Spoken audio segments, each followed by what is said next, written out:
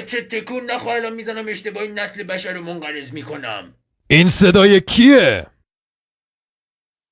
به نام شما. این صدای همون مرد است جنتی، داره حضرت آدم رو ختنه میکنه.